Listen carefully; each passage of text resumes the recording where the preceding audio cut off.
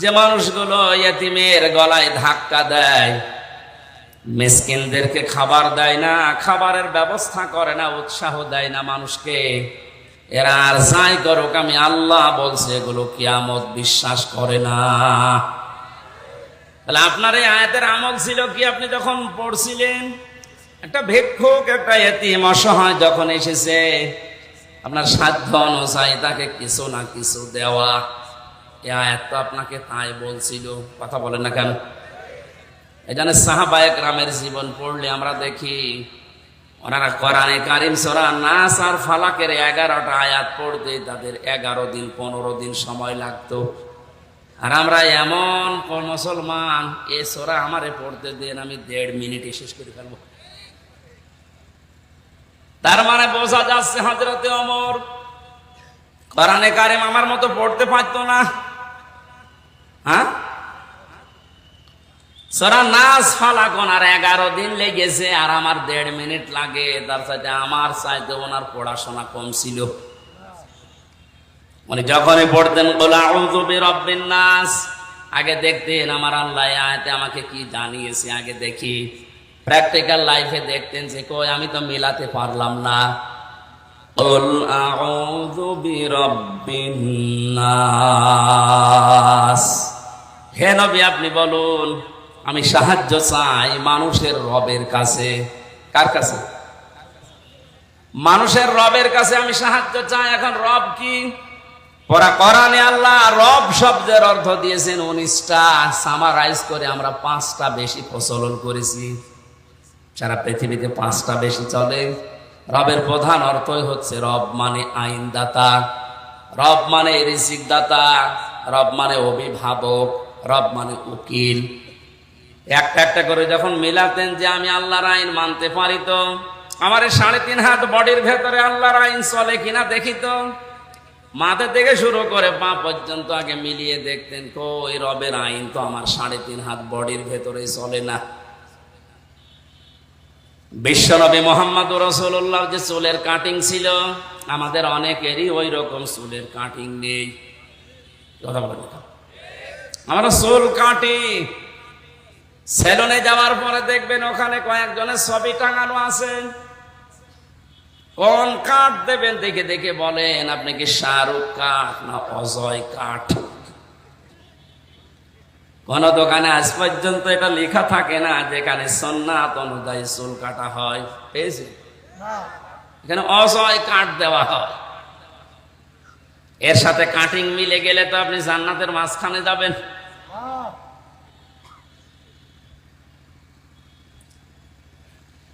মাথার পরে আপনি নিচে নামেন একটা একটা করে।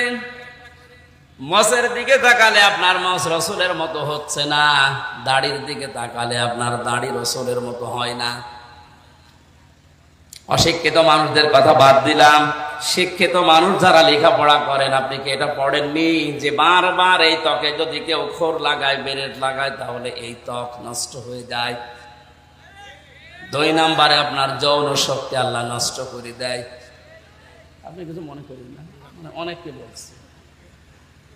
শিক্ষিত মানুষ আপনার এটা কেটে ফেলেন কেন? অন্তত বড় করে না রাখেন, হালকা রাখেন। এটা বারবার চাষলে যে ত্বকের ক্ষতি হয় আপনি তো জানেন, আপনি পড়েছেন, আমি জানি আপনি পড়েছেন। আশা করছি আমি নরম ভাষায় যদিও বললাম, এটা যারা রাখেন না রেখে দেন, কাজে লাগবে, আপনার চেহারাও সুন্দর লাগবে।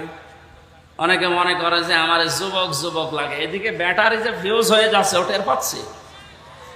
আশা করছি এটা করবেন, আপনি হালকা রাখেন, দরকার হয় যদি লজ্জা লাগে তো অন্তত শুরু করেন, দেখবেন লজ্জা কেটে যাবে। আর রাসূলের সুন্নতের ভেতরে আমার মনে হয় যত সম্মান আল্লাহ লুকিয়ে রেখেছে, এর বাইরে যত স্মার্ট আর স্মার্টনেস মনে হয় আপনাকে, না, ওটা শয়তান আপনাকে একটা শোভনীয় জিনিস দিয়ে ধোকায় ফেলে রেখেছে। আল্লাহ আমাদেরকে যেন বোঝার তৌফিক দেন। ডাক্তার জাকির নায়েকের যে সমস্ত বইগুলো আগে বের হতো দেখবেন ওর ভেতরে, আমি পড়েছিলাম যারা বেশি বেশি দাড়ি কাটে বা চাষে তাদের 2টা ক্ষতি হয়। 1 নম্বরে তাদের এই ত্বক নষ্ট হয়ে যায়, 2 নম্বরে যৌন শক্তি হ্রাস পায়। জোরে বলেন নাউজুবিল্লাহ। এরপরে আপনি আরো যত নিচে নামবেন তত বাস্তবতায় দেখতে পাবেন শরীরের ভেতরে কোনো সুন্নাতি চলছে না। মুহাম্মদ রাসূলুল্লাহ পৃথিবীর বড় বড় রাষ্ট্রের দায়িত্বে যারা ছিল তারা যখন দেখা করতে আসতেন প্রতিনিধি দল নিয়ে, অথবা ঈদের দিন অথবা জুমার দিন অথবা বিশেষ কোনো অনুষ্ঠানের দিন তিনি জুব্বা গায়ে দিতেন। আজকে 1 বছর পরে অনুষ্ঠানটা, এটা এলাকার জন্য বিশেষ দিন না? এক কথা বলে না কেন? অন্তত জুব্বা জামা যাদের আছে সুন্নত মনে করে আপনি ওইটা আজকে গায়ে দিয়ে আসতে পারতেন। আমার মনে হয় হাদিস বলা ঠিক হচ্ছে না, মানে অনেকের নেই তো। ঠিক আছে, ওসব দরকার নেই, আমি অন্য লাইনে চলে যাচ্ছি। ওনারা যখন আউযু বিরাব্বিন নাস বলতেন, দেখতেন রবের আইন আমার শরীরে, আমার পরিবারে, আমার সমাজে, আমার রাষ্ট্রে আছে কিনা। এগুলো মিলানোর পরে মালিকিন নাস এখানে যেতেন, এরপরে যেতেন ইলাহিন নাস।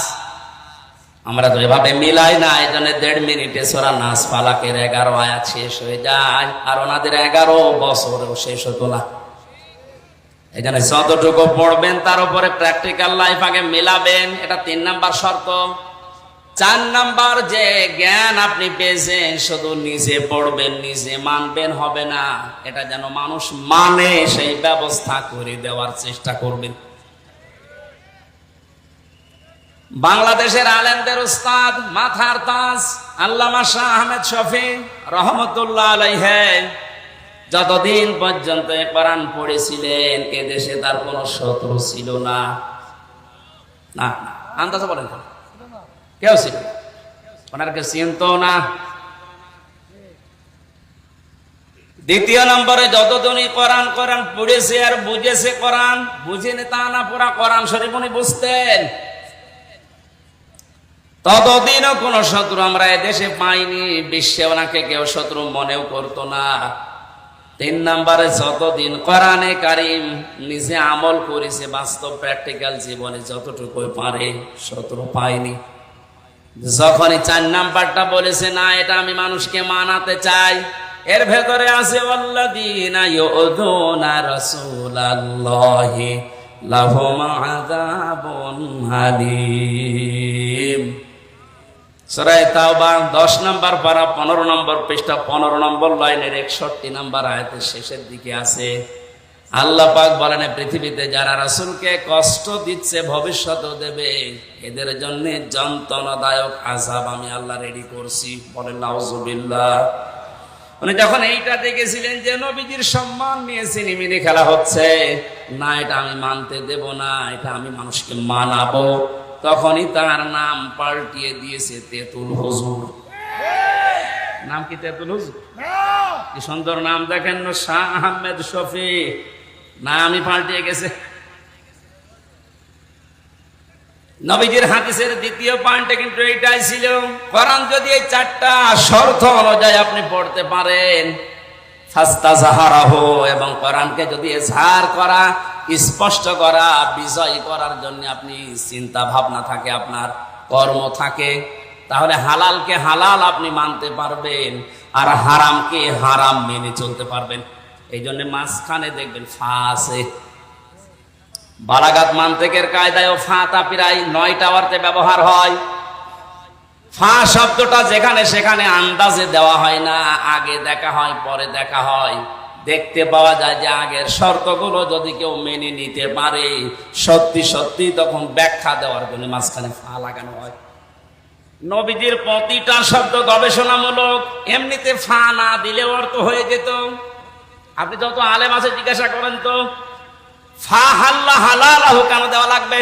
শব্দ তো প্রথমে ফাস্তাযহারাহু। যারা কোরআনকে ইজহার করাবে, দাঁড় করাবে, বিজয় করার চিন্তা ভাবনা করবে, তাহলে তার হালালকে হালাল হারামকে হারাম মানতে পারবে। যদি কোরআন প্রতিষ্ঠিত না থাকে, বিজয় না থাকে, সেখানে হালালকে হালাল জানার পরও অনেকে ইচ্ছা করলেও মানতে পারে না। এই কথা বলে না কেন? এই যে পুলিশ ভাইরা দাঁড়িয়ে আছে, এ কোরআন যতদিন পর্যন্ত এদেশে বিজয় না হবে, কায়েম না হবে, ওনারা যতটা ইমানদার দাবি করুক, ইচ্ছা করলেও হারামকে হারাম জানার পরও ছেড়ে দিতে পারছে না। আমার যে গাড়িতে এসেছে কুষ্টিয়া থেকে, এখান থেকে প্রায় 450 কিলো পথ আপনারা ছেড়ে দিলে, আমি যদি কুষ্টিয়ায় যাই কমপক্ষে 4 থেকে 5 জায়গায় ওনারা বলবো হুজুর দোয়া চাই। বললাম তো দোয়া তো কাহারুল থেকে করে আসলাম না, যে দোয়া নিয়ে এসেছেন ওই দোয়া দিয়ে যা। এখন যদি 4-5 জায়গায় যদি শুধু দোয়া দিতে দিতে যায়, এখন দোষ আপনি ওনাদের না, কখনো ওনাদের দোষ নেই। এখান থেকে একেবারে উপর পর্যন্ত আল্লাহর ওলি যারা বসে আছে। এখন যদি বলেন ইনারা না ইচ্ছা করলেও পারবে না, এটা কিন্তু জানে যে এটা হারাম। কারণ কোন মানুষের জিনিস না বলে খাওয়া, না বলে নেওয়া, এর নাম চুরি, এর নাম কি? আর কারো মন থেকে কোন জিনিস যদি দিতে না চায়, জোর করে নেওয়া হারাম। আমি তো এমনি এমনি দোয়া দিয়ে দিয়েছি নাকি? এখানে কোরআন যদি এজহার না থাকে, কায়েম না থাকে, আপনি ইচ্ছা করলেও হারামকে হারাম জানার পরও ছেড়ে দিতে পারবেন না। আপনাকে বাধ্য করবে ওই পরিবেশ। হালালকে হালাল জানার পরও আপনি মানতে পারবেন না, এমন এমন পরিবেশ তৈরি হবে আপনি ইচ্ছা করলেও হালাল জানার পরও ধরতে পারবেন না, ছেড়ে দেওয়া লাগবে। নবীজির শব্দটা চয়ন দেখেছেন যারা কোরআন পড়ে আর কোরআনকে প্রতিষ্ঠিত করা, দাঁড় করা, বিজয় করার চিন্তা ভাবনা করে দুনিয়ায়, তারা হালালকে হালাল জেনে মানতে পারে, হারামকে হারাম জেনে মানতে পারে। আল্লাহ পাক যেন তাকে জান্নাতে প্রবেশ করিয়েই দিয়েছে, করাবে তা না। আদখালাহুল্লাহুল জান্নাহ। তাহলে আজকে থেকে যদি জান্নাতে যেতে চায়, হাদিসের উপরে আমল করার দরকার নেই। এর পরবর্তী শব্দ তো আরো আরো আরো শক্ত, আরো সুসংবাদপূর্ণ শব্দ। অসাফারাহু ফি আশারাতিন মিন আহলি বাইতিহি কুল্লুহুম ক্বাদ ওয়াজাবাত লাহুন নার। নবীজি বলেন তাকে তার পরিবারস্থ 10 জনের ব্যাপারে আল্লাহ সুপারিশ করার ক্ষমতা দেবেন, যাদের জন্য জাহান্নামে যাওয়া ওয়াজিব হয়ে গিয়েছিল। এ বিশাল সুসংবাদ আল্লাহ তাদেরকে দেবেন। এই হাদিসের এই 4টা পয়েন্টে যারা দুনিয়ায় মেনে চলবে, আল্লাহ আমি সহ প্রত্যেককে প্র্যাকটিক্যাল লাইফে মেনে চলার তৌফিক ভিক্ষা দাও, বলেন আমিন। দরুদ আর সালাম পড়ে আমরা আরম্ভ করছি। আজকে আমার আলোচনার বিষয় কিয়ামতের ভয়াবহতা। কি বললাম? কঠিন অবস্থাপূর্ণ একটা দিন আমাদের সামনে অপেক্ষা করছে। মাস্ট বি, এটা আসবেই, নাকি আমাদের জীবনে বাদ দিয়ে?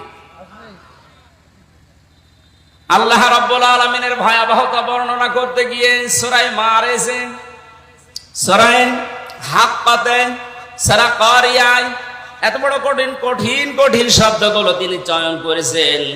ওয়ালা ইয়াসালু হামিমুন হামিমাই ইউবাসসিরুনহুম ইয়াওয়াদ্দুল মুজরিমু লাউ ইফতাদি মিন আযাবি ইয়াউমিযিন বিবানি। সেদিন বন্ধু বন্ধুর খোঁজ নেবে না, যদিও তাদেরকে সম্মুখে হাজির করা হবে। ইউবাসসিরুনহুম, এদের আমার বন্ধু বিশ্ববিদ্যালয়ে থাকাকালীন আমরা এক জায়গায় ছিলাম, আপনাদের দিনাজপুরের শহরে বাড়ি। কোথায়? আমার বাড়ি কুষ্টিয়া।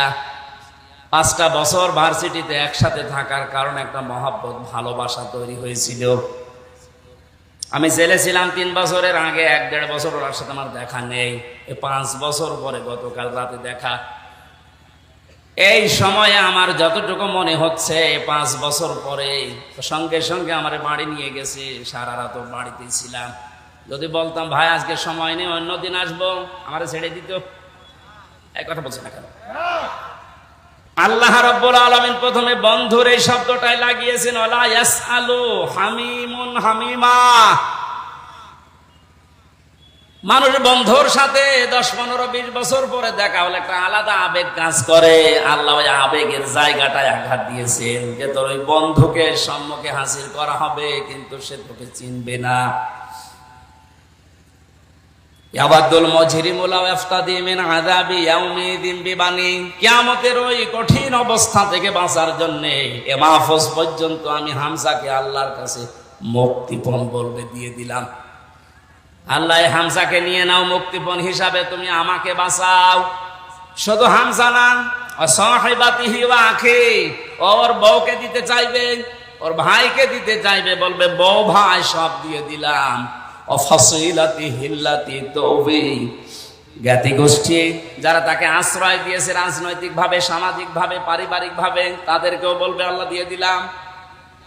শেষ আয়াত আরো কঠিন, ওমান ফিল আরদি জামিআন সুম্মা ইউনজি। আল্লাহ পাক বলেন দুনিয়াতে যত কিছুর মালিক ছিল নামে বেনামে সব আমি আল্লাহকে বলবে আল্লাহ দিয়ে দিলাম, আমাকে বাঁচাও। সুম্মা ইউনজি, এরপরও আমি নাজাত চাই।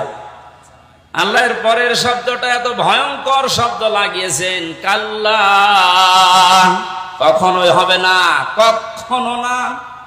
এই যে যতগুলো মানুষকে দিতে চাইলো মুক্তিপণ হিসাবে, আমি হামজা সহ, বউ সহ, ভাই সহ, জ্ঞাতি গোষ্ঠী, সন্তানাদি, দুনিয়ার সব সম্পদ সহ, আল্লাহ জবাব দিচ্ছেন কাল্লা, না, ইন্নাহা লাযা, তোকে আমি লাযা নামক জাহান্নামের যে দরজা আছে ওইটা দিয়ে প্রবেশ করাবো। বলেন নাউযুবিল্লাহ। জাহান্নামের যে বিশাল কঠিন কঠিন দরজা আছে তার ভেতরে লাযা একটা, খুব ভয়ঙ্কর দরজা এটা। আয়াতের পরবর্তীতে আল্লাহ দুইটা চরিত্রের কথা জানিয়েছেন, যাদের ভেতরে দুনিয়াতে এই দুইটা গুণ থাকবে তাদেরকে লাযা নামক দরজা দিয়ে আল্লাহ নিজে জাহান্নামে প্রবেশ করাবে। নাযাআতাল লিশশাওয়া তাদউ মান আদবারা ওয়া তাওয়াল্লা ওয়া জামাআ ফাআওয়া। জাহান্নামে লাযায় প্রবেশ করার পরে অবস্থা আল্লাহ বলেন কেমন হবে জানো, আগে চামড়া খসে পড়ে যাবে। দিনাজপুরের মুসলমানেরা, অন্য জাতির মানুষেরা কোন একটা ঘর আল্লাহ বানিয়েছে যে ঘরে প্রবেশ করলে চামড়া খসে যায়, এই সাধারণ ঘর। বলে আমি 3 বছর আগে যেখানে রিমান্ডে ছিলাম 10 দিন, ওনাদের যে সিস্টেম গুলো, যে যে অপরাধ করে তাকে ওই রকম জায়গায় নিয়ে শাস্তি দিয়ে কথা বের করে। পাশে যাকে নিয়ে গেল আমি বললাম ভাই আপনার সাথে কি করেছে? বলে আমার এমন জায়গায় নিয়ে গিয়েছিল যে এই সমস্ত নখ গুলো তুলে ফেলেছে। ওর মামলাও কঠিন, অস্ত্র নিয়ে ধরা পড়েছে। যারা মার্ডার মামলার আসামি আর আমার মতো একেবারে পটল চোর, মূল্য চোর, আমার আবার কি নেবে? তাও কিছু জিনিস আমার দেখিয়েছিল যে এইগুলো দিয়ে বিভিন্ন জিনিস তোলা হয়। তারপরও তো আমার কোন জায়গার চামড়া ইনশাল্লাহ ওঠেনি। বলেন তো আল্লাহ কি ঘরের বর্ণনা দিলেন, নাযাআতাল লিশশাওয়া, ও ঘরে প্রবেশ করলে আপনার চামড়া আগে খসে পড়ে যাবে। তার মানে চামড়া খসানোর অনেক জিনিস সেখানে আছে। যে দুইটা গুণের কথা আল্লাহ আয়াতে দিয়েছেন, যারা সত্যকে সত্য জানার পরে চলে যায়, অহংকার করে, এটা কিন্তু মুসলমান না, অন্য জাতির লোক যারা আছেন, সত্যকে সত্য জানার পরে আপনার মুসলমান হওয়া লাগবে তা না, আপনার বিবেক আছে, আপনি তো মানুষ। সত্যকে সত্য জানার পরে কোন মানুষ যদি এতবার করে, মুখ ফিরিয়ে চলে যায়, অহংকার করে, আর দুনিয়াতেও জামাআ ফাওয়া, সম্পদ আদি জমা করে রাখে আর বারবার সংরক্ষণ করার চেষ্টা চালায়, এই দুইটা গুণ চরিত্র যাদের ভেতরে আছে আমার আল্লাহ তাদেরকে লাযা দিয়ে প্রবেশ করাবে। বলেন নাউযুবিল্লাহ। এর আগে যে ময়দানে মাহশারের যে বিশাল বর্ণনার কথা আছে, সন্তান পেট ফেটে বের হয়ে যাবে, শিশু বাচ্চার কথা, দুধের কথাও মনে থাকবে না, মানুষ উন্মাদের মতো ঘোরাফেরা করবে। এই কঠিন কঠিন বর্ণনা দিতে গিয়ে আমার আল্লাহ বলেন কিয়ামতে এই বাস্তবতায় আমি বিচার ব্যবস্থাকে 3টা শ্রেণীতে ভাগ করব। আল্লাহর বিচার ব্যবস্থা 3 শ্রেণীতে। কয় প্রকার? বলেন বলেন। সূরা বাকারার 281 নম্বর আয়াত আমরা পড়েছি। আয়াতের ভেতরে আল্লাহ ওইটা জানাচ্ছেন, ওয়াত্তাকু ইয়াওমান তুরজাউনা ফীহি ইলাল্লাহ, তোমরা ভয় করো। শুধু হামজা একা না, ওয়াত্তাকু বহু বচন, এটা সবাই মিলে ভয় করো। ইয়াওমান, ওই দিনকে, যে দিনের বর্ণনা এতক্ষণে 4-5 মিনিট দিলাম। এত বড় কঠিন ভয়াবহ অবস্থা আল্লাহ ওই দিনে বানাবেন। আমরা যেভাবে গণনা করি 1 2 3 4 5 6 50 আলফা সানা মিম্মা তাউদ্দুন, আল্লাহ বলেন কিয়ামতের একটা দিন হবে দুনিয়ার হিসাবে 50,000 বছরের মতো লম্বা। এ বিশাল দিনে মানুষ দাঁড়িয়ে থাকবে, সূর্যটা আসবে মাথার আধা হাত উপরে, তামা হয়ে যাবে মাটি, টকবক করে ফুটতে থাকবে মগজ, নাক কান দিয়ে বয়ে বয়ে পড়বে। পুরা ময়দানে একটাই মাত্র আওয়াজ থাকবে, পানি চাই। কি চাই? 42 ডিগ্রি 43 ডিগ্রি চলছে, এই কারণে প্রতিদিন 4-5 কেজি করে অনেকে পানি খাচ্ছে। তারপরও এটা কত দূরে সূর্যটা, তখন আসবে মাত্র আধা হাত বা এক বিঘত উপরে। এ কঠিন অবস্থাতে মানুষ একটাই আওয়াজ দিতে থাকবে সারা ময়দানে, পানি চাই, পানি চাই, পানি চাই। আল্লাহ পাক বলেন, ভয় করো ওই দিনটাকে, তুরজাউনা ফীহি ইলাল্লাহ, যেদিন সবাইকে আমি আল্লাহর কাছে ফিরে যাওয়া লাগবে। সুম্মা তুওয়াফফা কুল্লু নাফসিন মা কাসাবাত ওয়া হুম লা ইউযলামুন, প্রত্যেককে তার উজরত পারিশ্রমিক পরিপূর্ণ করে দেওয়া হবে, কারো উপরে আমি আল্লাহ জুলুম করব না। বলেন সুবহানাল্লাহ। এবার আমরা আয়াতের তাফসীরে প্রবেশ করছি। আপনারা আছেন তো, নাকি সাপের কাহিনী শুরু করব? আপনি তাফসীরুল কোরআন মাহফিল লিখে দিয়েছেন, এর জন্য আমরা এইদিকে আগাচ্ছি। ঘড়িটা খুলে এখানে রাখ, আজান দিয়ে দিয়ে এবার বলেন।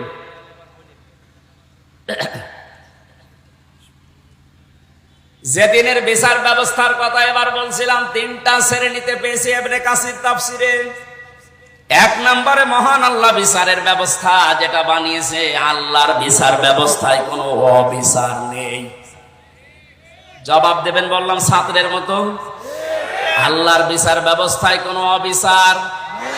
আরো জোরে বলেন, আল্লাহর বিচার ব্যবস্থায় ন্যায় বিচার করলে সবাই ধরা খাবে। এই ভাই, এটা ঠিক বুঝে বলেছে। আমি বললাম কোন অবিচার নেই, ন্যায় বিচার করলে কেউ বাঁচবে না, সবাই ধরা খাবে। এটা ঠিক আছে? তা কি বিচার করবে বলেন? ন্যায় অবিচার নেই, ন্যায় বিচার করলেও বাঁচবে না, কি বিচার করবে?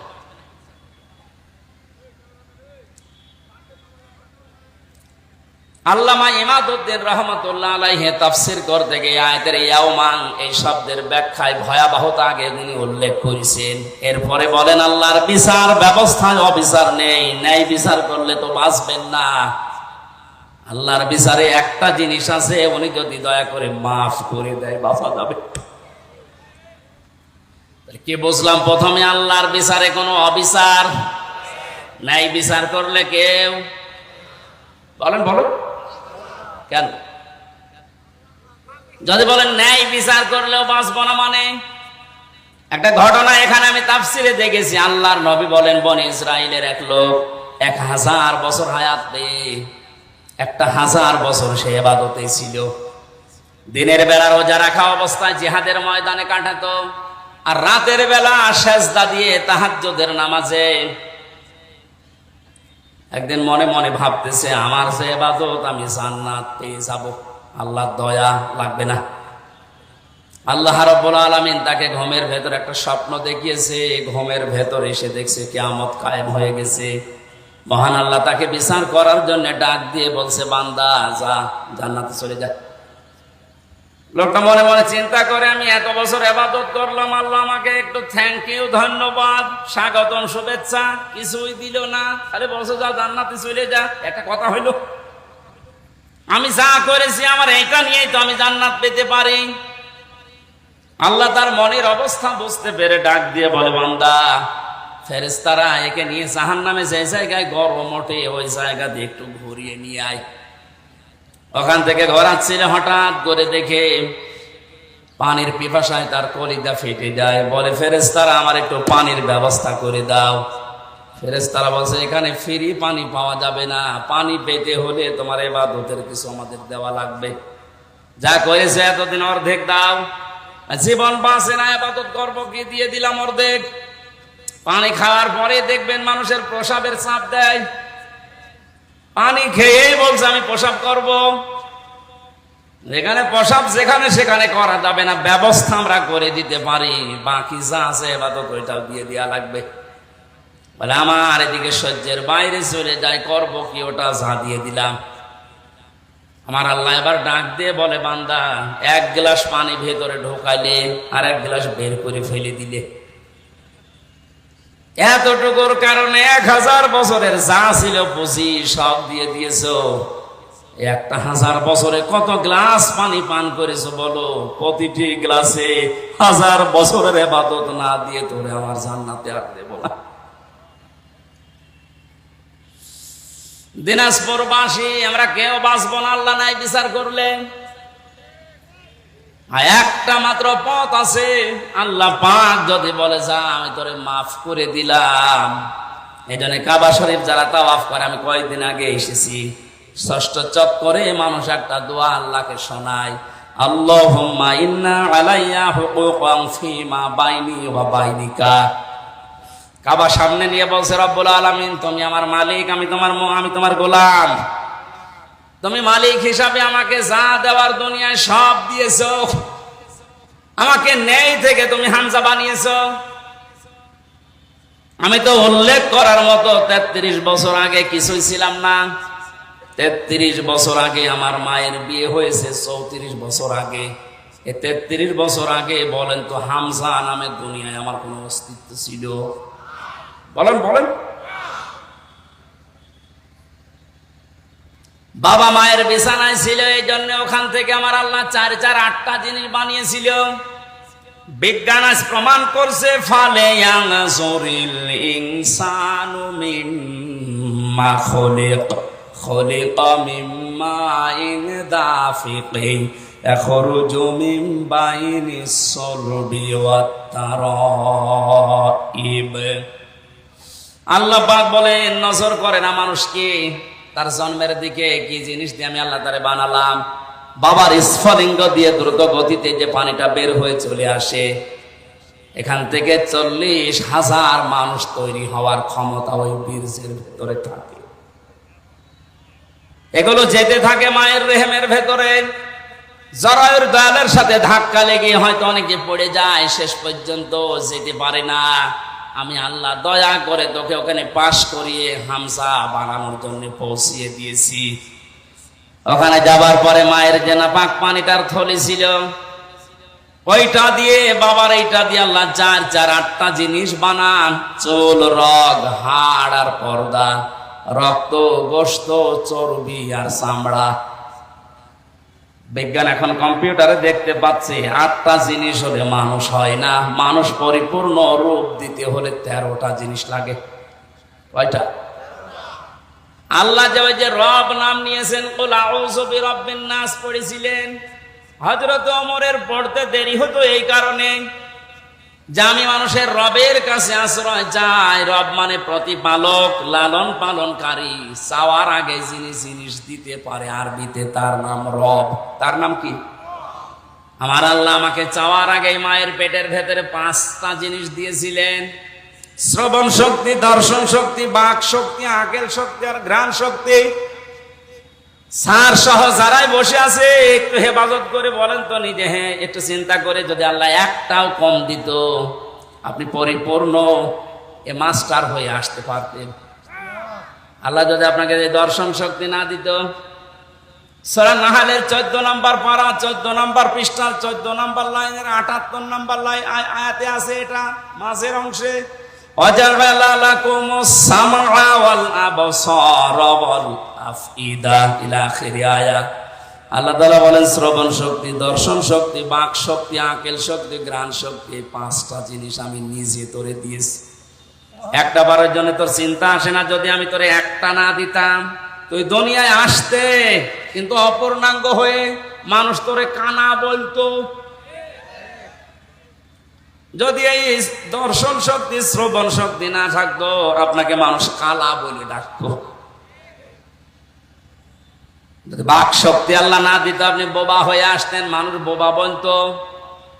এরকম বোবা আসে না দুনিয়ায়? এই জন্য কাবার সামনে নিয়ে বলা লাগছে, আল্লাহ আমি তো নেই থেকে পর্যন্ত এসেছি, তুমি আমাকে যা দেওয়ার সবই দিয়েছো, কিন্তু তুমি তো আমার মালিক, আমি তোমার সার্ভেন্ট, ভৃত্য, গোলাম, দাস, বান্দা যাই বলেন, আমি তো তোমাকে কিছুই দিতে পারলাম না। আজ তোমার ঘরে এসেছি সে বাংলাদেশ থেকে, কাবা সামনে নিয়ে বলছে, মালিক আমার একটা পুঁজি আছে, তুমি আমারে মাফ করে দাও। সর্বশেষ এইটাই বলা লাগে। কিয়ামতে আল্লাহর বিচার ব্যবস্থায় কিন্তু আল্লাহ শেষ পর্যন্ত এইটাই আমাদের কাছে, যিনি অবিচার তো করবেন না, ন্যায় বিচার করলে প্রত্যেকে আমরা ধরা খাবো। বাঁচার একটা মাত্র পথ আছে, আল্লাহ তুমি আমাকে মাফ করে দাও। এই জন্য বিশ্বনবী প্রতিদিন আল্লাহর কাছে মাফ চাইতেন কম পক্ষে 100 বার। কতবার? এখন দিনের 5টা বাজে, আমি হামজা সহ কত মানুষ এখানে আল্লাহর ওলি বসে আছি, 100 বার না, আল্লাহর কাছে সারা দিনের ভেতরে 10 বার মাফ চাইনি। কথা বলে দেখো, আজকে থেকে আমলটা আমি সহ প্রত্যেকে আরম্ভ করবেন। সময় পেলেই বলবেন আল্লাহুম্মা গফিরলি অথবা আস্তাগফিরুল্লাহ, আস্তাগফিরুল্লাহ। পৃথিবীতে সবচাইতে বেশি খুশি হয় আল্লাহ এই শব্দটা শুনলে। মানুষ যখন বলে আস্তাগফিরুল্লাহ, আস্তাগফিরুল্লাহ, আল্লাহ আমি ক্ষমা চাই, আমি ক্ষমা চাই, ফেরেশতাদেরকে দিয়ে আল্লাহ বলে হামজার দিকে তাকা, নিষেধ করেছিলে বানাতে, অথবা না দেখেই দেখ আমার কাছে এমনিতেই ক্ষমা চাইতে আছে। এই আমলটা আমি সব প্রত্যেকে যেন আমাদের প্র্যাকটিক্যাল লাইফে করতে পারি, বলেন আমিন। আল্লাহ রাব্বুল আলামিন যে দিনের বর্ণনা দিচ্ছিলেন, কিয়ামতের এই ভয়াবহতায় যে বিচার ব্যবস্থার কথা শুনলাম, আমি আবার বলছি, আল্লাহর বিচারে কোনো অবিচার বলেন না কেন?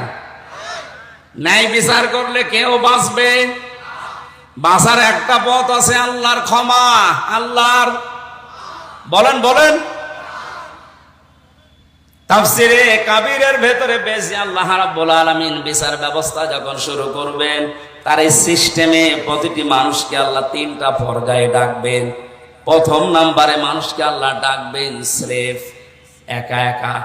কয়জন করে?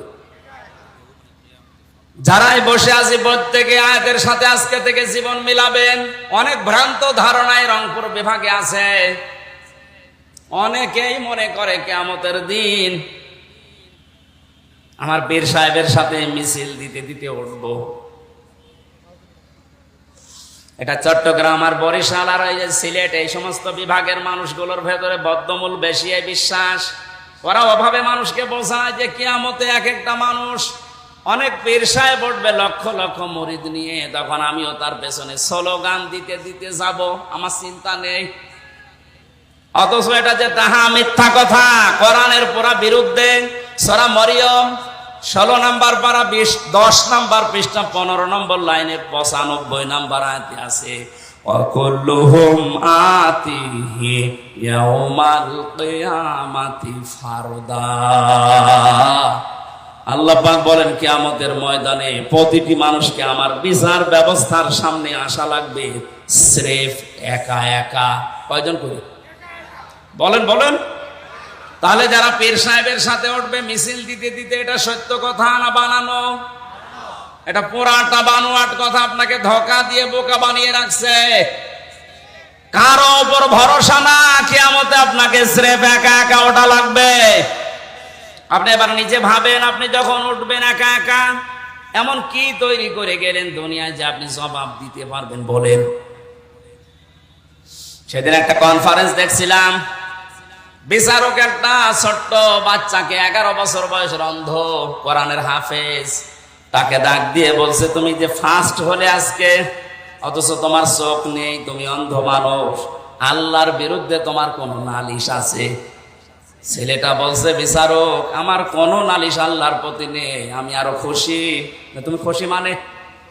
খুশি আমি এই কারণে, কিয়ামতে যখন আল্লাহ বিচারের জন্য প্রত্যেকটি মানুষকে ওয়াকুল্লুহুম আতিহি ইয়াউমাল কিয়ামাতি ফারদা একা একা ডাকবে, আমি আল্লাহর সামনে যখন একা দাঁড়িয়ে যাব স্রেফ, আমার বিভিন্ন নিয়ামতের প্রশ্ন আমাকে জিজ্ঞাসা করবে।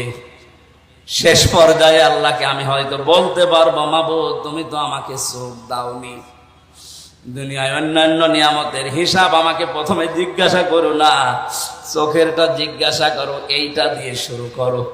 প্রথমটা জিজ্ঞাসা করলে আমি বলবো, আল্লাহ আমি চোখে দেখি নাই, এ উসিলাই হলেও দয়া করে বাকিটা আর জিজ্ঞাসা না করে মাফ করে দাও। আরে ভাই, ওর তো শখ ছিল না, ওটা একটা কিছু নিয়ে যেতে পারছে। আপনার কি নেই বলেন? আপনার কি নেই? আপনি কি নিয়ে দাঁড়াবেন? আমি একা একা থাকলে মাঝে মাঝে আমার মনে হয় আল্লাহ পাক যদি বিচারের এই প্রথম পর্যায়ে বলে, হামজা 2024 সালের মার্চ মাসের 31 তারিখ পর্যন্ত তোরে মাফ করে দিলাম, শুধু এপ্রিলের 1 থেকে এই 27 তারিখ পর্যন্ত জবাব দিয়ে তুই জান্নাতে চলে যা। আমার তো মনে হয় 27 দিনে জবাব দেওয়াও ঠিকঠাক মতো আমার দ্বারা সম্ভব না। আপনারা পারবেন না? আপনারা পারবেন।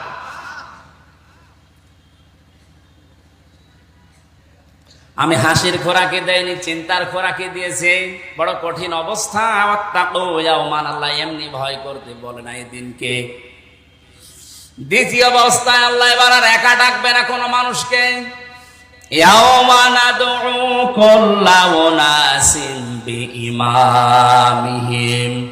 সূরা বানী ইসরাইল 15 নম্বর পারা 8 নম্বর পৃষ্ঠার 3 নম্বর লাইনের 71 নম্বর আয়াত। এটা তাফসিরে ফি জিলালিল কোরআনে পাবেন। সাইয়্যিদ কুতুব রাহমাতুল্লাহ আলাইহি লিখেছেন, কিয়ামতে এবার আল্লাহ প্রতিটি মানুষকে ডাকবে তার নেতার সাথে। কার সাথে?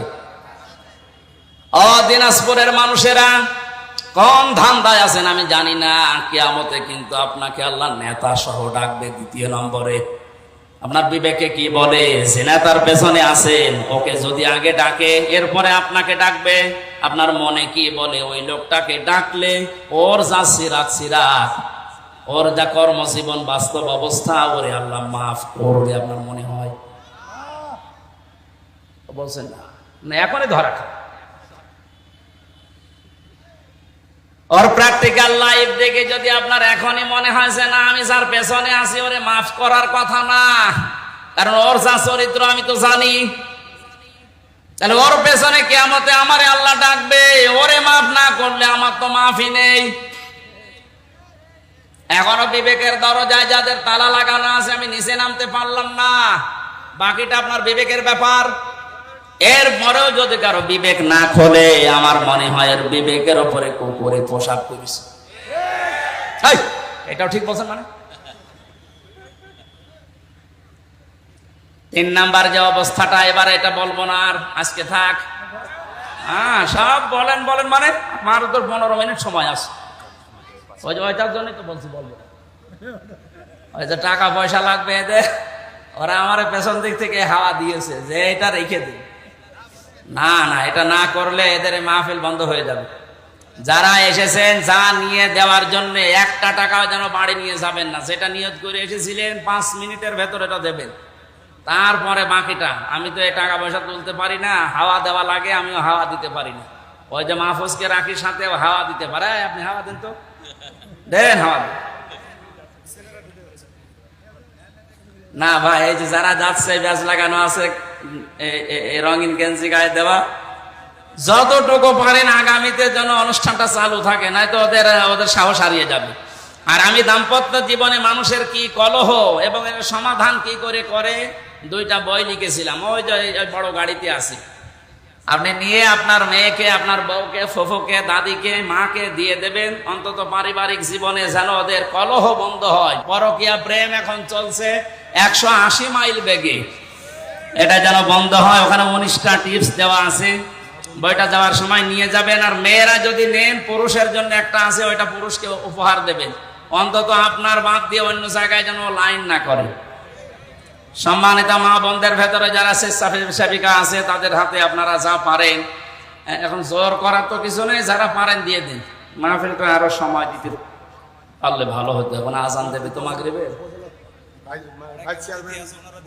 মাহফিলের প্রধান অতিথি, বিশেষ অতিথি আরো যারা আছে, যারা সামনে নির্বাচনে দাঁড়াবে, ওনারা যদি, নির্বাচন চলছে, সম্মানিত ভাইরা, যদি টাকা পয়সা নিয়ে এসে থাকেন আর যদি টাকার মালিক হয়ে থাকেন, 2,000, 5,000, 10,000 টাকা এই অনুষ্ঠানের জন্য দিয়ে যান, পোড়াটা সাদগা হিসাবে। পোড়াটা সাদগায় ওঠেন, আপনি দিতে পারছেন না, আবার উঠছেন মানে দিয়েছেন, টাকা দিয়েছেন। টাকা না দিয়ে উঠতেছেন, বসেন, আগে টাকা দিবে তারপর উঠবেন।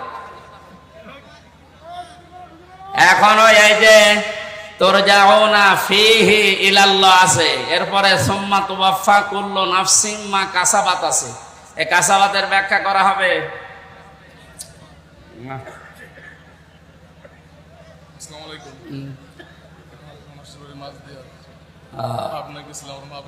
আসতে পারলেন না। আপনারা যে চেয়ার দিয়েছেন আমারে, আমার মনে হচ্ছে পেছনে সব ফুলে ফুলে গেল। এখানে একটা নরম কিছু দিতে পারতেন। অনেক দূরে দূরে থেকে আসা লাগে তো। এখানে কাহারল উপজেলার ভাইস চেয়ারম্যান পদে যে দাঁড়াবে, কি নাম যেন? আবুল কালাম ভাই, আবুল কালাম আসাদ ভাই। উনি কি এই অনুষ্ঠানের জন্য কি দেবেন আগে বল? 5,000 টাকা দান করেছেন, বলেন আমিন। ওনার মতো আর কেউ নেই?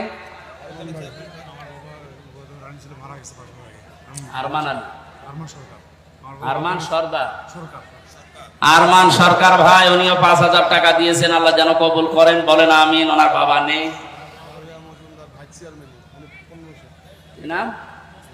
হোসেন কোথায়? এখানে আসো, আমি পারবো না। আউট পাস নেই মানে না, আমার হবে না ভাই। টাকা তোলার কোন সিস্টেমই আমি জানি না। আপনারা আসেন, আপনারা এসে যা করার বাকিটা করেন, পারবো না আমি, বেকার।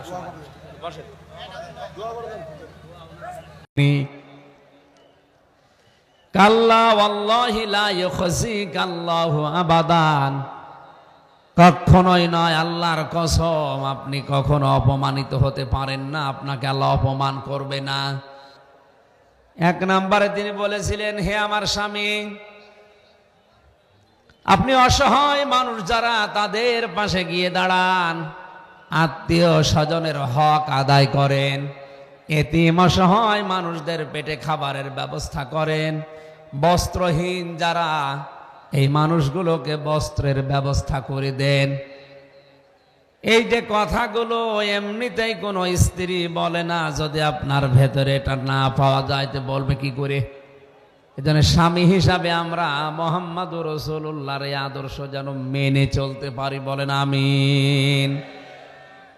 নবীজিকে আল্লাহ বলেন, আপনি সতর্ক শুরু করেন, আপনার পরিবারে যারা আছে এই মানুষগুলো যেন অন্যের প্রতি খারাপ ধারণা না করে। প্রথম সতর্ক আরম্ভ এটা। আমাদের আজ পারিবারিক সিস্টেম ভেঙে যাচ্ছে, সামাজিক সিস্টেমগুলো নষ্ট হয়ে যাচ্ছে, আর উপরের বর্ণিত যে রাষ্ট্রীয় আন্তর্জাতিক ওগুলো তো বাদই দিলাম। নোয়াখালীবাসী আমরা আজ পারিবারিক জীবনের দিকে যদি তাকাই, আমার মনে হয় অধিকাংশ পরিবারে একে অন্যের প্রতি খারাপ ধারণা করা, সন্দেহ করা আর গীবত করা। কথা বলেন ঠিক কিনা? অথচ এই শব্দটা যদিও ছোট মনে হচ্ছে, এত মারাত্মক। আমি ঐতিহাসিক একটা ঘটনায় আয়াতের সাথে মিলিয়েছি, এভাবে একটু একটু তাকান। ইমাম মালিক রহমতুল্লাহ আলাইহির জামানায় এক মহিলা ইন্তেকালের পরে পাশের বাড়ি থেকে এক মহিলা এসে তার লাশ ধোয়ানো আরম্ভ করেছে। টয়লেট পরিষ্কার করার পর রানের উপরে হাত লাগিয়েছে, সঙ্গে সঙ্গে হাত গেছে আটকিয়ে। এলাকায় যিনি ইমাম ছিলেন তাকে ডাক দেওয়া হলো, আসেন দেখেন কি অবস্থা হয়ে গেছে। কয়েক ঘন্টা পার হয়ে গেল, কিন্তু হাত আমরা ওখান থেকে আর নামাতে পারি না। এলাকায় যিনি কাজী ইমাম তিনি রায় দিলেন, এক কাজ করো, জীবিত মানুষদের তো হাত কাটা যায় না, যে মহিলা মারা গেছে ওর রান থেকে ওই চামড়া কেটে বাদ দিয়ে দাও। ওই মহিলার স্বামী আর সন্তান প্রতিবাদ করছে, না এটা আমরা হতে দেব না। আমার স্ত্রী মারা গেছে, ছেলেরা বলে আমার মা মারা গেছে, সে পরহেজগার ছিল, ভালো ছিল, আর সে মারা যাওয়ার পরে তার চামড়া কেটে বাদ দেবেন, এটা কখনো আমরা মানি না। হট্টগোল গন্ডগোল এই হইচই দেখে বড় যিনি কাজী আছেন জেলা শহরে, মনে করেন তাকে নিয়ে আসা হলো। তিনি এসে রায় দিলেন যে মরা মানুষের চামড়া কাটার দরকার নেই। ওর স্বামী আর সন্তানরা যখন নারাজ, রাজি না, তখন এই জীবিত মহিলার হাতটা কেটে ওই জায়গা থেকে বাদ দিয়ে দেন। জীবিত মহিলার যে স্বামী এবং সন্তানেরা এরা এবার বেঁকে বসেছে, না এটা হতে দেব না। এরা দুইজনেই বলছে আমার স্ত্রী আমাদের মন মতো, আমাদের মনের মতো স্ত্রী, এরা নেককার মহিলা, কেউ কারো প্রতি কোনো খারাপ ধারণা করছে না। তাহলে হাতটা আটকিয়েছে তাও রানের ওপরে কোন কারণে? কেউ তো ফায়সাল্লা দিতে পারছে না। এদেশের সবচাইতে বড় বিচারপতি যিনি, প্রধান বিচারপতি ওই সময় ইমাম মালিক ছিলেন, তাকে মদিনা থেকে নিয়ে আসা হচ্ছে। খবর দিলেন, হ্যাঁ যাও ব্যবস্থা করো, আমি রায় দেব। প্রধান বিচারপতি চিফ জাস্টিস এসে গেছে। এই মেয়েটাকে সামনে দাঁড় করিয়ে স্বামী দুইজনকে বলছে, আপনারা স্ত্রীর পরে খুশি আছেন কিনা? দুইজনেই বলে, হ্যাঁ আমরা দুইজনে আমাদের স্ত্রীদের উপরে খুশি। এখানে যারা ওয়াজ শোনার নামে, তাফসীর শোনার নামে এত কষ্ট করে বসে আছেন, শুধু আওয়াজ শুনে চলে যাচ্ছেন না, এখান থেকে শিক্ষা নিয়ে যান। মেয়েরা দুইজন স্বামী সামনে দাঁড়িয়ে, চিফ জাস্টিসের সামনে দাঁড়িয়ে বলছে, না আমাদের স্ত্রী আমাদের মন মতো, এরা ভালো নেককার, এদের আমরা অন্তত পরিবারে কোনো কিচ্ছু আমাদের চোখে ধরা পড়েনি। এখানে এই যে স্বামী সহ যত স্বামী আমরা এখানে বসে আছি, এখন যদি শরীফ চালানো যায় নিরপেক্ষভাবে, আপনি বলতে পারবেন যে আমার স্ত্রী আমার মন মতো 100 ভাগ? না, আওয়াজ তো আসে না, এটা দ্বারা বোঝা যাচ্ছে 100 জনের 100 জনই এখন আমরা বড় উপরে নারাজ। এবার আওয়াজ দিয়েছে। সম্মানিতা মা বোনেরা, নবীজি জানিয়েছেন, কোন স্ত্রী যদি মারা যায়, তার লাশ দেখে যদি স্বামী বলে, জানো আমার স্ত্রী কিন্তু আসলে আমার মন মতো ছিল, আসলেই ভালো ছিল, আল্লাহর নবী বলেন আল্লাহ ওই স্ত্রী লোককে মাফ করে দেবে। দুঃখজনক, আমাদের কপাল খারাপ, এই হাজার হাজার মানুষের ভেতরে একটা মানুষ আমরা বলতে পারলাম না যে আমাদের বউ আমাদের মন মতো। না, খুব জোরে বলার দরকার নেই, আবার খাবার রান্না বন্ধ করে দেবে। সম্মানিতা মা বোনেরা, অনেকে বিভিন্ন জায়গায় বদনাম করেন যে আমির হামজা আমাদের দেখতে পারে না। না, আমি হাদিসের চোখ লাগিয়ে আর বাস্তবতার দিকে তাকিয়ে দেখছি যে মিলছে না। এই মহিলা এবং যে মহিলার হাত আটকিয়েছে, দুইজনের প্রতি তাদের স্বামী খুশি, এজন্য বলছে না মারা গেছে চামড়া কাটতে দেব না, জীবিত আছে হাত কাটতেও দেব না। ইমাম মালিক আসলেন, দুইজনকে দাঁড় করিয়ে স্বামী এবং সন্তানদেরকে একদিকে, পর্দা দিয়ে স্ত্রী লোকদেরকে আর একদিকে, জিজ্ঞাসা করলেন, হে নারী, তোমার হাত কেন আটকিয়েছে, একটু বিস্তারিত বলো দেখি। মেয়েটা কান্না আরম্ভ করছেন। ইমাম মালিক, আপনি এদেশের প্রধান বিচারপতি, আপনি যে রায় দিয়ে দেবেন এইটাই ফাইনাল। সত্যি করে বলছি আমি কিচ্ছু জানি না, আমি তো ভালো মনে করে ওই পাড়া থেকে এসেছিলাম এর লাশ ধোয়াতে। কাপড় তুলে যখন পরিষ্কার পরিচ্ছন্ন করে রানের উপরে হাতটা লাগিয়েছি, অটোমেটিক আমার হাত আটকিয়ে গেছে, আমি কিচ্ছু জানি না, আপনি আমারে মাফ করে দেন। ইমাম মালিক বলে, মহিলা আমার কাছে মাফ চাওয়া দরকার নেই, সত্যি করে বলো, আমার কাছে কিন্তু রাডার আছে কোরআনের হাদিসের। আল্লাহর নবী জানিয়েছেন, মান সালিমাল মুসলিমুনা মিন লিসানিহি ওয়া ইয়াদিহি, ওই লোকটাই মুসলমান যার হাত দ্বারা আর মুখ দ্বারা মুসলমানেরা শান্তি পায়। ঠিক আছে এটা? না না, ঠিক নেই। শব্দের দিকে খেয়াল করে বলবেন, মান সালিমাল মুসলিমুনা মিন লিসানিহি ওয়া ইয়াদিহি। আমি বলেছি ওই লোকটাই মুসলমান যে লোকটার হাতের দ্বারা মুখের দ্বারা মুসলমানরা শান্তি পায়। এখানে মানুষের কথা নেই। মুসলমানরা শান্তি পাওয়া লাগবে আপনার হাতের দ্বারা মুখের দ্বারা, তাহলে আপনি মুসলিম। এখানে হাত বলতে ব্যাখ্যা যারা করে হাদিস, তারা ইয়াদুন মানে শুধু এই হাতের কথা বলেননি, তারা বলেছে ক্ষমতার হাত, প্রভাব প্রতিপত্তির হাত, টাকা পয়সার হাত, ক্ষমতার হাত, আইনের হাত, সর্বোপরি এই হাত হতে পারে।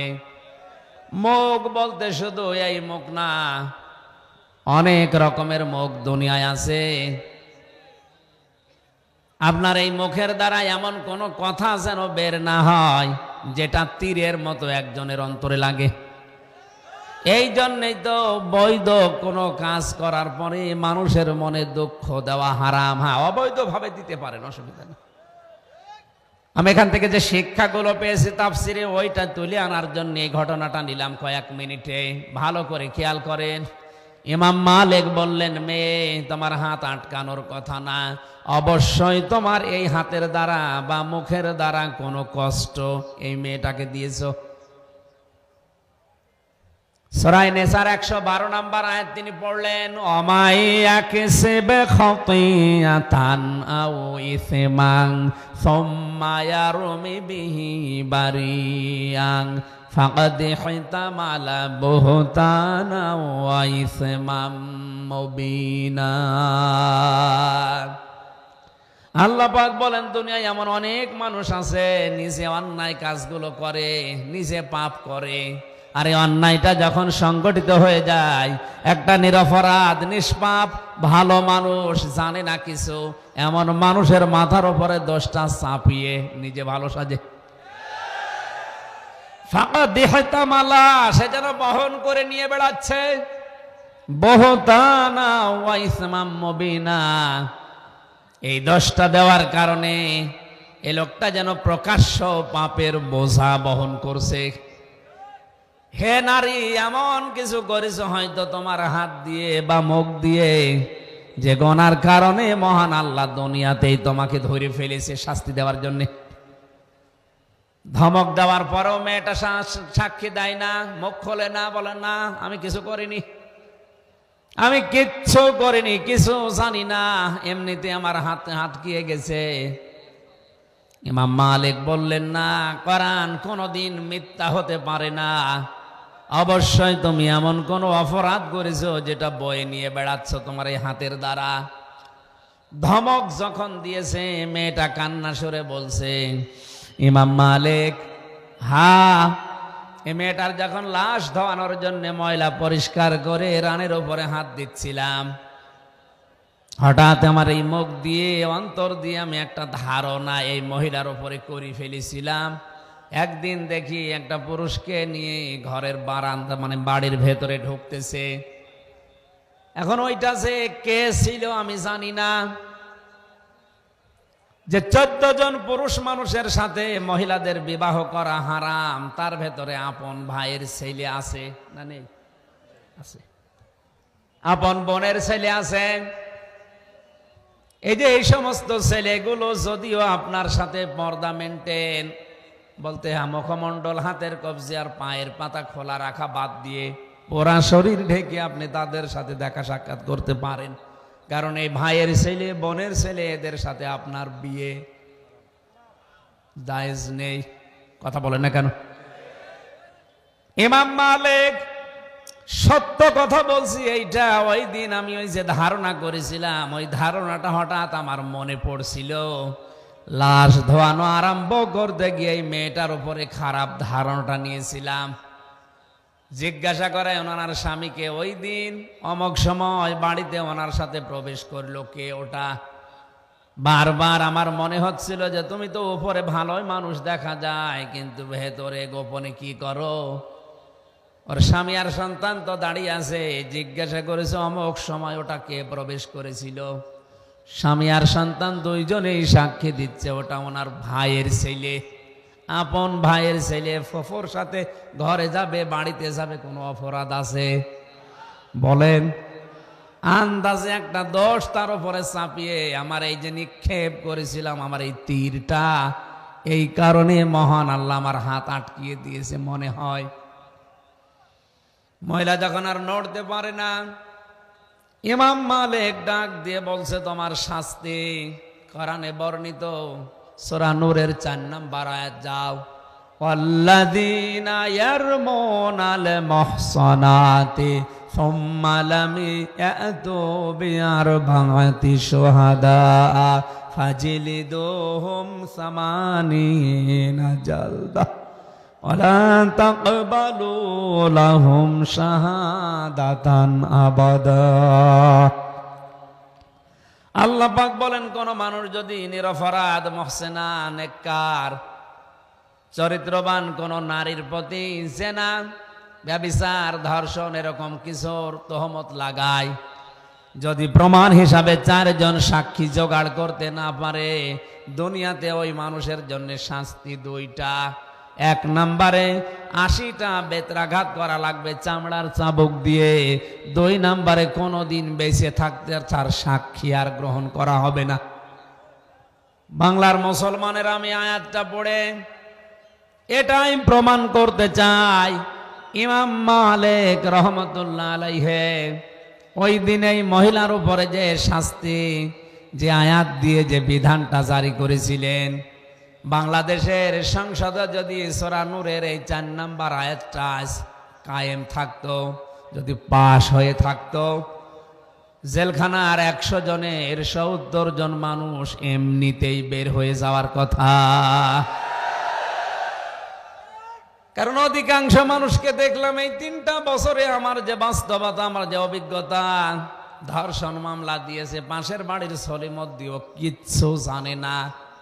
ধর্ষণ কি ও তাও বোঝে না, আন্দাজের আগারাগি আছে, মামলা দিয়েছে নিজের মেয়ে দিয়ে, নাতি দিয়ে। বলেন নাউজুবিল্লাহ। বগুড়ার একটা লোককে পেয়েছিলাম, আর 4.5 বছর আছে। 7 বছরের একটা বাচ্চাকে ধর্ষণের মামলা দিয়ে তাকে টাকা চেয়েছিল, টাকা দেয়নি। এজন্য নিজের নাতির বয়সে একটা মেয়েকে তার উপরে চাপিয়ে এই 10টা দিয়ে আজ 4.5 বছর তার জেলে রেখে দিয়েছে। এদেশে যদি ধর্ষণ মামলা কারো নামে হয়, যে সিস্টেম চলছে, যদি মনে করেন যে ডিএনএ পরীক্ষা করলে হয়ে যাবে, আর পরীক্ষা নিরীক্ষা তো দূরের কথা, এ পরীক্ষা শেষ হয়ে আসতেই লাগবে আপনার 5 বছর। আপনি বিনা কারণে থাকবেন।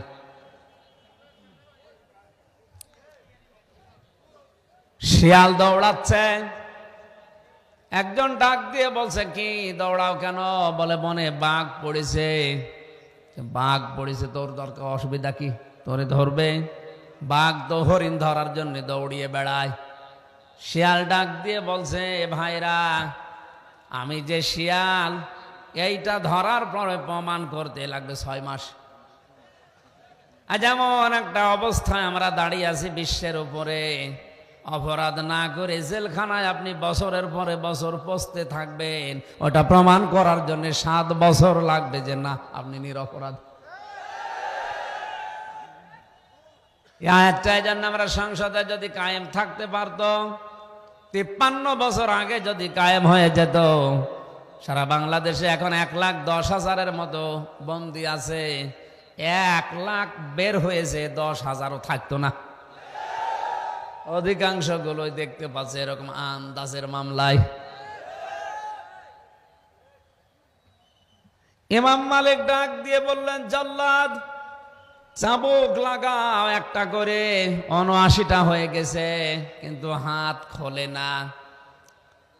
জল্লাদ বলছে, আপনি কি বলেন হুজুর? কোরআন দিয়েই তো বিচার করলেন, আর একটা মাত্র চাবুক বাকি আছে, কিন্তু হাত তো খোলে না। ভুল হয়ে গেল নাকি? ইমাম মালিক ডাক দিয়েছে, জল্লাদ, না, আমি যে কোরআনের আয়াত পড়ে বিচার করছি, এ কোরআন আমি 100 ভাগ বিশ্বাস করি। অতাম্মাত কালিমাতু রাব্বিকা সিদকাও ওয়া আদলা লা মুবাদদিলা লিকালিমাতিহি ওয়া হুয়াস সামিউল আলিম। সূরা আনআমের 115 নম্বর আয়াতে আল্লাহ জানিয়েছেন, হে নবী, আপনাকে যে কালাম দিয়েছি, পুরা কোরআনের সব কয়টা কথা সত্য কথা। কারণ আপনার রবের কালাম সত্য দিয়ে পরিপূর্ণ, এটা ইনসাফ দিয়ে পরিপূর্ণ, ন্যায় বিচার দিয়ে এটা সমৃদ্ধ করা। এবং কোনদিন আপনার রবের কালেমা রদ বদল পরিবর্তন সম্ভব না। জোরে বলেন সুবহানাল্লাহ। কোরআনে যত কথা আল্লাহ দিয়েছে সব সত্য কথা, এটা ন্যায় বিচার দিয়ে পরিপূর্ণ করা। উনি নিজেই বললেন সামানিনা জালদা, 80টা বেত্রাঘাত করলে সে পাপের শাস্তি শেষ হয়ে যাবে। 79টা হয়ে গেছে আর মাত্র একটা বাকি আছে, অথচ এখনো পর্যন্ত হাত খোলে না। দাঁড়াও, তুমি আবার আল্লাহর নাম নিয়ে বিসমিল্লাহির রহমানির রহিম বলে একেবারে